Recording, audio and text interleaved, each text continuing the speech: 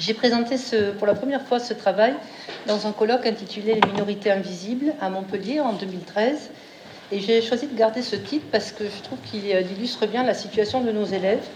Parce qu'en dehors de nos écoles, ils ne rencontrent pratiquement pas l'occitan, en tout cas très peu chez eux. Et donc l'occitan est peu visible dans leur quotidien. Et c'est peut-être ce qui fait dire à Khaled, 5 ans, l'occitan c'est au bout du monde. Ou à Léa, 9 ans, Perieu, l'occitan est une sorte de langue morte, cum lulati, mas une paumens. Je travaille dans une calendrette, c'est-à-dire une école où l'enseignement se fait en immersion, en occitan, avec un choix pédagogique particulier, celui des techniques freinées et de la pédagogie institutionnelle. Alors je vais faire très très court.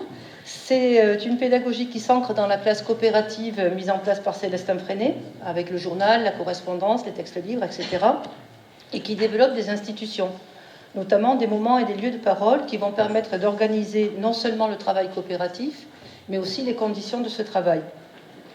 Quelle représentation ces enfants ont-ils de cette langue qu'ils n'ont pas ou qu'ils n'ont pas encore choisie ? Quand sa reconnaissance est mise en défaut et son rayonnement mis à mal, que reste-t-il comme signe visible ? Comment se les approprient-ils ? Comment cette langue devient-elle visible pour eux ? Et l'usage de l'occitan prend-il un sens particulier ? Alors c'est en m'intéressant aux premiers mots occitans de mes élèves, qui ont 3 ou 4 ans, que j'ai essayé de répondre à ces questions, et en m'intéressant aussi au discours de leurs parents et d'élèves plus âgés. Je suis sujet impliqué, parce que je suis enseignante de la classe, je ne suis pas chercheuse du tout, et je ne prétends pas du tout à une étude exhaustive, c'est plutôt un moment que j'avais envie de partager, une approche empirique qui se propose d'ouvrir le questionnement et éventuellement de susciter des échos. Par ailleurs, j'ai mené dans chacune des 4 classes de l'école où j'enseigne une discussion à propos de l'occitan avec les élèves, et les élèves de cours moyen ont répondu à un questionnaire écrit. Quant aux parents, ils ont été interrogés sur les raisons de leur choix et sur la façon dont ils ont présenté l'école à leur enfant. Je voulais me faire une idée des représentations induites ou projetées avec lesquelles les élèves arrivent dans nos classes. Est-ce que la façon dont les parents parlent de l'occitan ou parlent l'occitan a une incidence sur la façon dont les enfants l'abordent ? Récemment, dans le cadre de son mémoire de master, Annie Price questionnait et nuançait une évidence, celle d'un lien direct entre l'implication des parents et les compétences des élèves dans cette langue. C'est une hypothèse qui se vérifie souvent, mais pas toujours. Et Annie Price montrait parlait d'une élève qui était plutôt leader de l'occitan alors que ses parents ne le parlaient pas du tout, n'étaient pas plus impliqués que ça. Et d'un autre élève dont la famille affichait une appartenance à l'occitan, à l'occitanité presque, depuis des générations, et qui se montrait complètement inhibé, voire même en rejet. Donc c'était 2 exemples extrêmes, mais qui témoignent d'une réalité et qui soulignent qu'à telle attitude de l'environnement familial, on ne répond pas toujours le même comportement ou un comportement type de l'enfant face à l'occitan. C'est qu'il s'agit avant tout de sujets et de rencontres subjectives. Au colloque de l'ISLRF à la Grande Motte, Myriam Brass, Éric Sudra et Marie-Pierre Vernière ont présenté une analyse de situation d'immersion non précoce. Et peut-être certains d'entre vous y étaient, vous vous souviendrez qu'ils montraient des élèves qui avaient acquis des compétences remarquables dans un temps très très court, bien qu'ils n'aient été en immersion qu'après 8 ans. Et leur recherche, n'avait pas pour but d'invalider les travaux des linguistes qui parlent des bienfaits de l'immersion précoce, mais montrait aussi qu'il y avait d'autres choses qui étaient en jeu, de l'ordre de la subjectivité, pour tout ce qui était des identifications possibles, des désirs d'appartenance à un groupe, et qui s'avéraient être autant d'enjeux et de moments où le sujet s'exprime. Alors ce n'est pas pour rien qu'à Calandrette, nous avons choisi une pédagogie de la parole, une pédagogie du sujet dans sa singularité. L'enfant n'est pas seulement un élève, encore moins un apprenant, et nous essayons de penser nos classes comme des lieux de vie réels et complexes, comme des milieux de langage, c'est-à-dire de culture et d'organisation symbolique, pas seulement des lieux d'apprentissage ou plus ou moins entassés selon les modes ministériels et les réformes en cours. Dans ce cadre, l'occitan est une des dimensions de la complexité du sujet humain, sujet de culture et de langue. Habituellement, cette présentation prend la forme du triptyque, c'est-à-dire les questions-réponses des parents, l'échange oral dans les classes et un petit moment dans ma classe de maternelle. Et aujourd'hui, compte tenu du temps qu'on a, je présenterai que ces 2 derniers volets. Et donc, je vous propose d'ouvrir la porte d'un CE1, CE2, donc la classe d'un collègue. Et d'une discussion, donc c'est un court moment, j'ai rapporté les paroles des enfants, donc c'est pratiquement que de l'occitan. Oui, c'est ça. Est-ce une langue? Donc, dès qu'est-ce l'occitan? Est-ce une langue? Perieu, est-ce pas qu'est une langue, mais aussi c'est important. Perdez que kumako, on sait par là dans une autre langue. Taban, l'occitan, est-ce pas son qu'est une langue, mais fa plasé. Est-ce poulide? Elle représente une langue, mais aussi qui compte d'inconnu. Avant d'arriver, j'ai déjà rencontré des mondes qui parlent occitan. Il y a des mots qui semblent le catalan. 18 mots en occitan, mon tonton, mais le vous dit c'est en catalan. Où parles-tu l'occitan? En Languedoc, au bar Le Délice, il y a une personne qui parle occitan. À la Calandrette. Il y a où nous parle en Aveyron, pendant les vacances. Perrier, l'occitan est important. Quand je serai grande, je vais dans différents pays à m'y apprendre la langue, pour parler la langue d'un autre pays. Oui, c'est chaque fois des enfants différents, je ne vais pas énumérer les prénoms parce que c'est un petit peu fastidieux. En Occitanie, mon père a dit qu'il y a une donne qui parle l'occitan. La donne m'a parlé occitan. Après, un peu plus loin dans la conversation, la France et l'Occitanie, elles se mélangent. L'occitan comme pays n'existe pas. Il y a plein de langues mesclades en France, mélangées. Il y a des mots occitans qu'on trappe dans la langue roumaine. À mon père parle l'occitan. Des copes, parfois, parlent en français. Ma mère est intéressée de parler l'occitan. Du coup, je lui apprends des noms parfois. À propos de leur découverte, à la début, ça m'a fait un peu bizarre. Quand et Pichot ne comprenions pas ce qu'elles disaient, mais semblait une langue d'extraterrestre. Quand la gente parlait en occitan, trapava un peu bizarre. Une cop, a bien écouté, a entendu un mot qu'elle avait déjà entendu et a décidé de me mettre à parler occitan. Pour parler occitan, j'ai écouté les autres pour savoir. Au début, era un peu difficile. Parler occitan. Quand j'étais petite, je ne comprenais pas. Elle commençait à parler occitan après. Quand j'ai entendu l'occitan, je me suis dit qu'elle era une poulie de langue et elle était contente de la parler. Quand je suis arrivée à l'école, je ne me faisais pas bizarre, mais faisais l'impression qu'elle era normale, qu'elle avait déjà entendu. Il y a un trafic invisible parce que pas beaucoup de monde la parle. Est-ce pas invisible parce que l'occitan s'est battu en fait une manifestation par garder l'occitan. Alors, je trouve que c'est pas invisible. C'est pas un problème. Des copes, on me pose des questions et explique ce qu'est mon école. Trafic c'est pas un bestian. Après, on pourra l'apprendre à nos enfants. Après, je saute là, il y a des enfants qui me disent qu'ils parlent occitan dans les moments de classe en particulier. Comme les élèves de CE, les élèves de CM considèrent aussi que c'est une langue et ils lui attribuent parfois des adjectifs qualificatifs plutôt positifs. Ils parlent de son utilité pour apprendre les autres langues et évoquent cette invisibilité chez eux en dehors de l'école. Elle n'est pas forcément naturelle entre eux, mais elle le devient dans la classe, notamment au Quoi de Neuf ou au conseil, des moments de parole particuliers.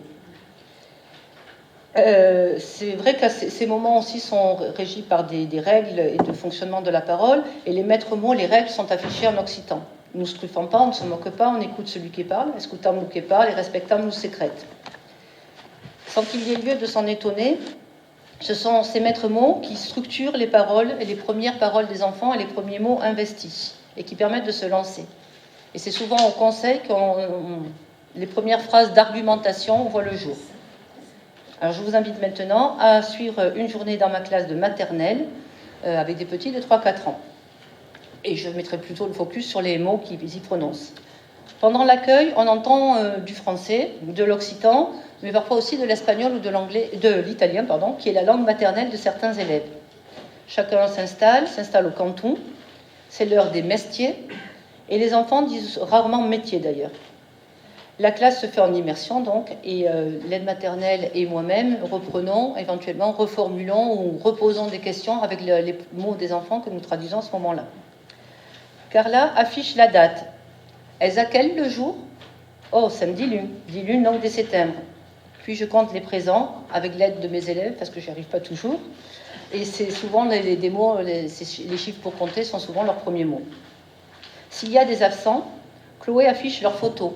et indiquent leur nombre. Bueil, il y a 13 absents. Pendant ce temps, Samuel et Manon préparent avec l'aide maternelle la liste de «Los que manjo à la cantine», qu'ils nous présenteront ensuite. La comptine, poussette, permet de nous dire bonjour. C'est une très courte comptine, mais c'est un rituel important. On y reviendra. Parfois, un bâton de parole circule.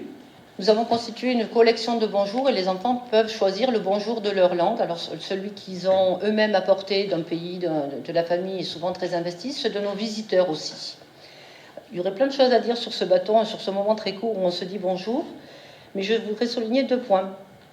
L'adiciat, le bonjour en occitan, est régulièrement choisi. Alors c'est vrai que c'est souvent celui que moi j'utilise, mais on s'est dit aussi que c'était certainement une façon de se construire un repère, que dans la pluralité, ce repère-là pouvait servir peut-être de phare, je ne sais pas. Et d'autre part, il m'a semblé que ça décomplexait le parler une autre langue. En particulier, certains élèves hispanophones, avant que je commence ces bonjours, n'osaient pas tellement, c'est paradoxal que ça puisse paraître, amener leur espagnol en classe. Et après la mise en place de ces bonjours polyphoniques, on a eu des présentations en castillan. Le lundi, les enfants présentent un cahier voyageur. Ils rencontrent en occitan des activités de la classe pendant la semaine, et le week-end, il peut être complété en famille. Les parents utilisent majoritairement le français, mais parfois ils glissent de l'occitan, donc soit de leur propre initiative, soit sur la dictée des enfants. Adicias, la date, des choses comme ça. Les autres jours de la semaine, il y a toujours des présentations, et en général, ça commence par « eu presenti ». Avant de se mettre au travail en équipe, on entend souvent « Elle est où ma colle ? Qu'est-ce qu'on fait avec ma colle ?» En fin de travail, par exemple, Lisa me demande « Je peux recata ?» Mais Laura s'écrie « Attends, j'ai pas acabat ». Et puis un peu plus tard « Ça y est, j'ai acabat ». Un matin, Sofiane profite du changement de place pour me dire « Tu sais Corinne, moi je parle anglais. Et toi aussi tu parles anglais. » Ah bon ? Ben oui, parce qu'à l'école on parle anglais. Mais Sam qui parle en plus occitan, nous. Sofiane sourit et Iris ajoute « À ma maison, on m'a parlé de toi. » C'est moi. Et ici, c'est pas pareil qu'à la maison. Et aussi, ma porte est grise. Et bon, c'est une réflexion anodine, mais c'est vrai que chez les enfants, les histoires de différence, différence de langue, différence de couleur de porte, c'est un petit peu de même nature. Quant à l'anglais, on a remarqué, j'allais dire malheureusement assez souvent, que dès qu'on parle une autre langue que le français, enfin que la langue maternelle, l'anglais semble s'imposer comme étant forcément l'autre langue. Au moment de goûter, plusieurs nous avertissent. Elles ouvrent des gustas. En ce début d'année, on n'entend pas trop de remerciements. Alors quand Laura dit merci, je le fais remarquer. Du coup, Sofiane demande sa part avec un souplette, un petit peu comme si en mettant et l'occitan et la politesse, il pouvait être servi plus vite. 2 jours après la rentrée, Romain, un tout nouvel élève de petite section, la bouche pleine, me demande s'il peut avoir un autre fruit. Ne pourra savait une qu'en aura sa caba à Kest. Ah, quand j'aurai fini, je pourrai en avoir un. Alors j'ai beau avoir à ce moment-là, je pense, plus d'une trentaine d'années de métier, et je me dire que le contexte s'y prête, je suis quand même très étonnée. Ça fait 2 jours qu'il est à l'école, et voilà, il comprend très bien. Et ça me rappelle l'histoire d'une petite élève. En début d'année également, je lui avais demandé « Podes Anna Luca, souplette ?» Elle s'était levée, elle avait traversé la salle, et la main sur l'interrupteur, elle m'a dit « Tu m'as bien demandé d'allumer, hein ?» Et dans ces moments-là, on a l'impression que de voir tous les rouages qui se font entre la compréhension immédiate et la réalisation, ou que ce raisonnement-là devient palpable. Ceci dit, dès le lendemain, Romain, même hors contexte, montre qu'il comprend bien ce qu'on se dit. Je suis en train de regarder des fiches de liaison, là c'est la rentrée, on a tout un tas de papiers, et il me dit « Maîtresse, vous faites quoi ?» C'est un nouveau, hein, il ne parle pas comme ça après toute l'année. « Recati des papiers. Sur la entresegnes d'Esparens, ça met son numéro de téléphone, comme un couple d'un téléphone à Esparens. Ah, et on peut téléphoner à mes parents pour dire que je suis bien à l'école.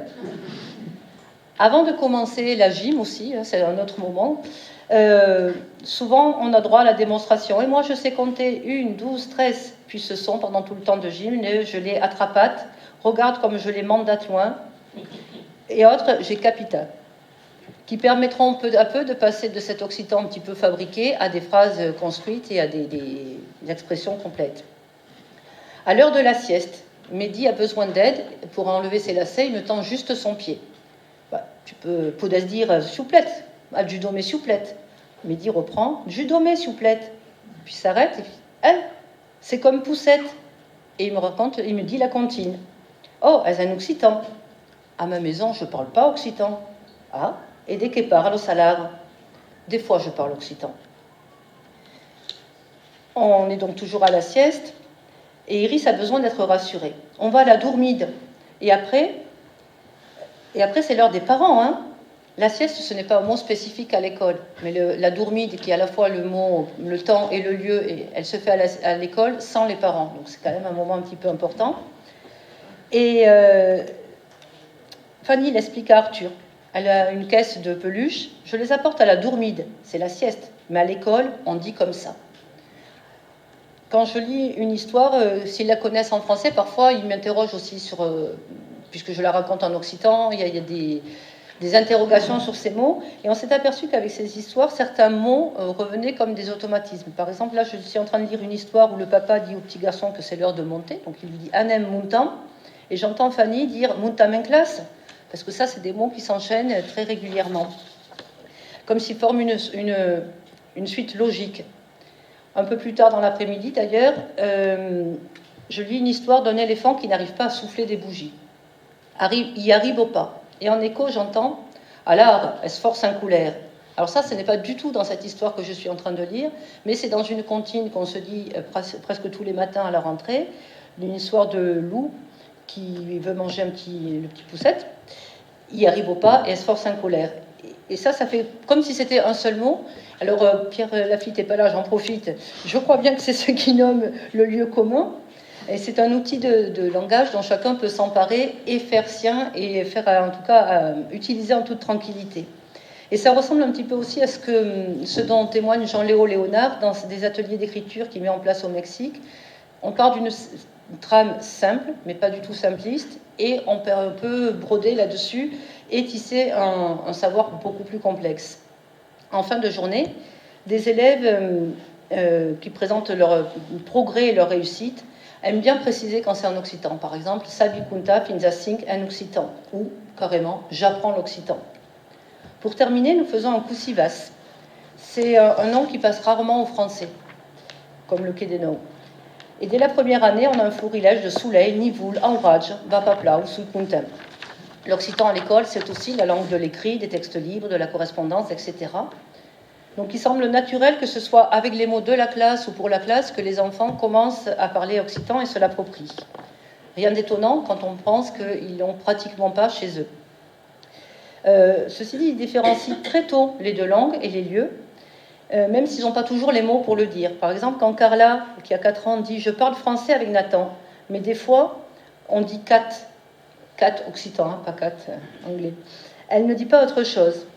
Parfois, les élèves énumèrent des mots pour dire qu'ils parlent occitan, voire les inventent, comme Julie qui dit « Moi, je sais des mots d'occitan, je dis leide, leide ». En maternelle, le mot langue est peu utilisé, mais ils savent répondre à la question « Quelle langue parles-tu » Dès la grande section et jusqu'au CM2, ils sont unanimes, l'occitan est une langue. La notion de territoire est assez floue. En revanche, des symboles tels que les couleurs, le rouge et le jaune, sont des couleurs qui les marquent et qui reviennent régulièrement dans leurs dessins. Je pense qu'il faut... Voilà. On pourrait penser qu'il y a quelque chose d'artificiel, de fabriqué, mais ce serait méconnaître la classe coopérative comme lieu de vie et de construction de la personne en tant que sujet et pas seulement en tant qu'élève. On s'aperçoit surtout que ces mots qui aident à structurer le langage créent du sens pour qui les emploie. À force d'écoute et d'essai, chacun trouve et construit dans un même temps les clés qui lui permettent de prendre sa part du trésor. L'immersion n'est pas un bain passif, elle est liée ici à la classe coopérative et elle permet une réelle appropriation des mots pour dire et pour se dire. Elle ouvre au tâtonnement, aux essais et à la création. Romain, celui dont je parlais tout à l'heure, est maintenant en moyenne section. Il joue avec un copain et je l'entends dire « Ah, c'est dégueulasse !» Je suis instite, donc je lui dis quand même « C'est dis pas, Zako !» Il se reprend. Elle se dégoulasse. En fin de compte, qu'avons-nous vu ici ? Les premières apparitions de l'occitan, ce qui est visible, ce qui paraît, ce qui se construit, comme une accumulation primitive de petits atomes d'occitan. Ça devient visible aux yeux des sujets de la langue. Et peu à peu, L'occitan prend visage. On le voit, une des premières étapes, c'est pas tant de parler occitan que d'être parlé occitan. C'est-à-dire d'être accueilli dans un lieu dans lequel la reconnaissance se dit à travers de l'occitan. Ensuite, peu à peu, le fait de dire et de se dire fait qu'on prend dans la classe la langue qui rend possible les apprentissages et le fait de grandir. On a un renversement entre le rapport scolaire de l'occitan, ce n'est plus un objet à apprendre, c'est un outil, c'est un sujet qui s'empare d'un outil et le fait à sa main. Il apprend à voir l'occitan quand l'occitan l'aide à voir le monde. Merci.